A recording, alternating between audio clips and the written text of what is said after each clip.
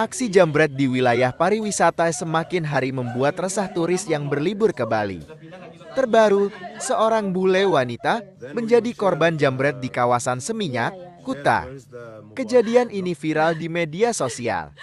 Tampak dalam rekaman video yang beredar, bule yang belum diketahui namanya tersebut menangis terseduh-seduh. Ada beberapa warga yang menanyai korban mengenai apa yang telah terjadi dan berusaha menenangkannya.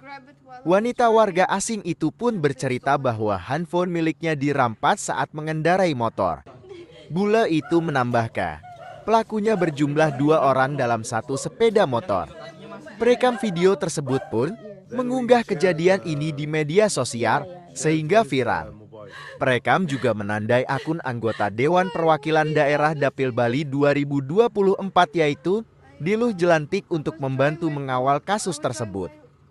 Maraknya kejadian semacam ini dapat merusak citra pariwisata Bali. Apalagi bisa memunculkan stigma bahwa Pulau Dewata tidak aman.